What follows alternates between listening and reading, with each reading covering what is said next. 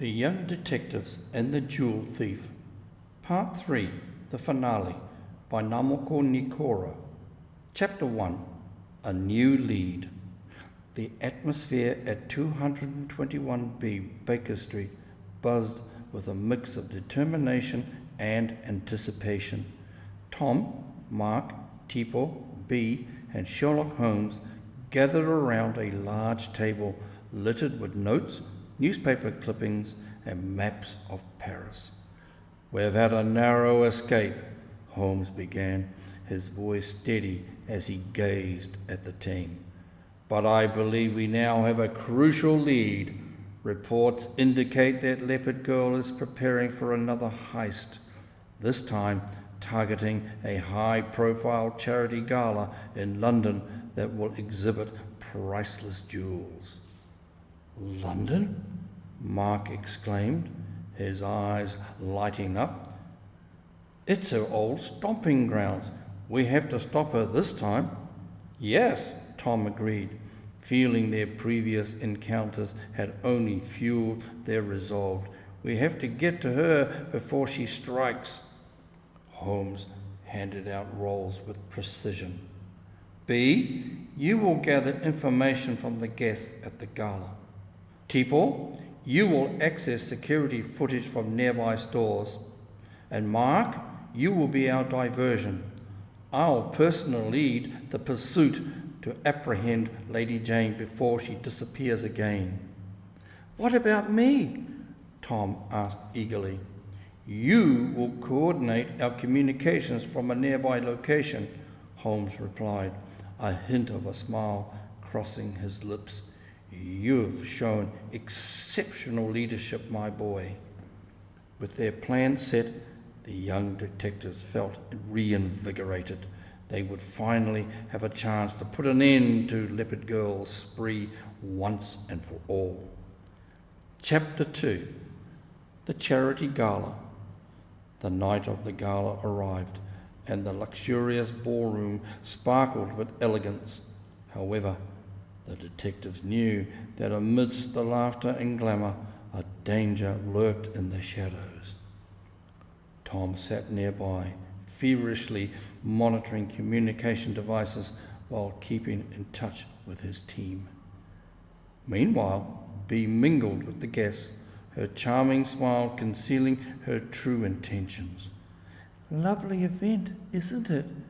She conversed with other attendees, subtly gathering intel about any suspicious figures. Tipo, stationed at a nearby electronics store, used his laptop to access security footage, scrutinizing the guests' comings and goings. "I can feel it," he muttered, fingers dancing over the keys. "She's here. I just know it." As the clock struck 8, tension filled the air. Mark, dressed in a waiter's uniform, played the part of a server, zestfully navigating the room while keeping vigilant for any sign of Leopard Girl. Chapter 3, the Gala Heist. Moments before dessert was served, a commotion erupted. Bee's eyes widened as she spotted a familiar figure lurking near the jewel display. A tall woman, clad in a sleek black dress, her eyes sharp as a hawk's. "There she is," Bee whispered into her communicator. "Heads up, Leopard Girl has arrived," Tom confirmed through the device, glancing around for signs of chaos that could ensue. In seconds, chaos exploded as Leopard Girl activated a cleverly hidden smoke bomb. The thick fog rapidly engulfed the room, creating confusion as guests shouted in panic and tried to find their way to the exits. "Now's our chance!" Tom yelled, his voice cutting through the cacophony of noise. "Stay focused! We must follow her!" With the ballroom descending in chaos, Mark guided guests to safety while Tipo and Bee worked seamlessly to barricade the exits, creating a trap for Lady Jane. Chapter 4. The chase begins. In the ensuing mayhem, Leopard Girl made a dash for the back of the ballroom, clutching a sparkling gemstone in her gloved hand. Tom raced after her, fueled by the determination to end her reign of theft. "Stop her!" he shouted, adrenaline coursing through his veins. The smoke slowly cleared, and he could see her silhouette darting through a back corridor. As they navigated the labyrinth of halls, Tom swiftly caught sight of her heading toward the emergency exit. "Holmes! She's making a run for it!" he radioed urgently. "Mark and I will cut her off at the front," Holmes replied. "Do not lose sight of her." In the distance, Tom could hear the sound of footsteps echoing in the hallway as he picked up speed. He was closing in. Chapter 5. The Confrontation.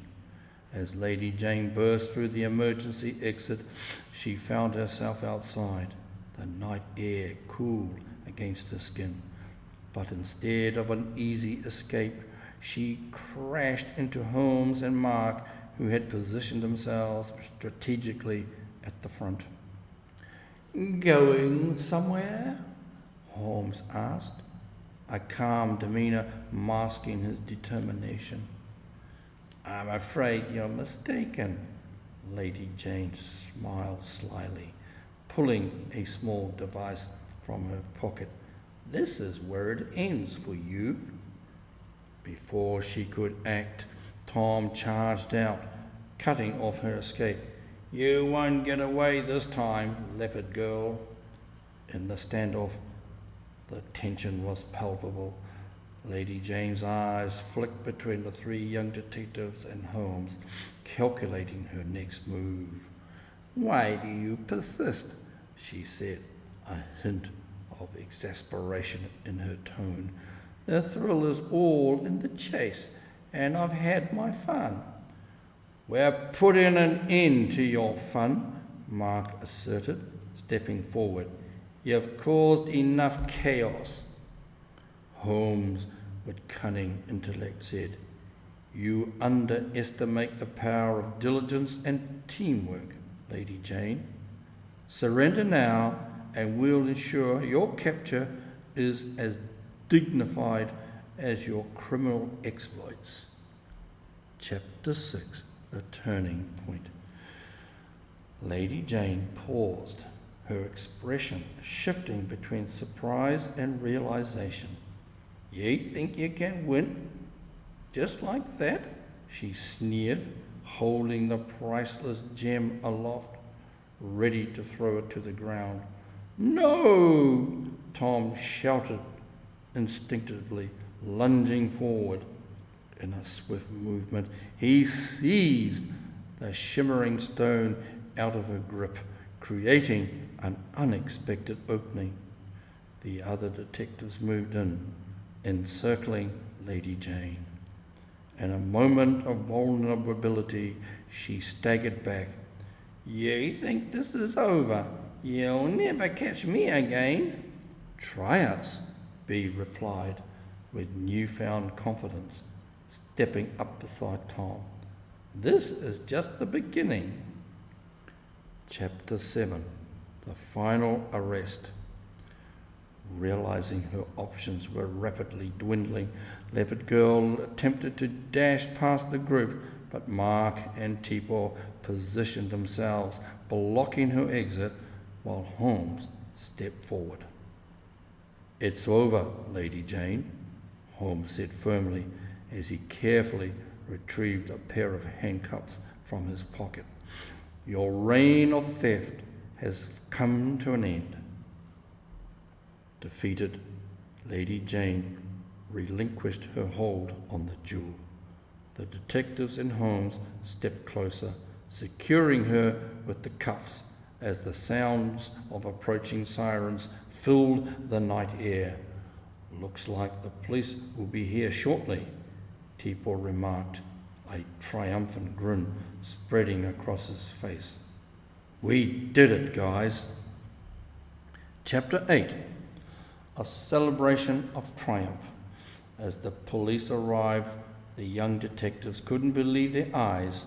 Lady Jane Rowbottom, the enigmatic Leopard Girl, was finally in custody. "Bravo!" a police officer exclaimed, clapping Holmes on the back. "It seems we owe you and your young friends a debt of gratitude."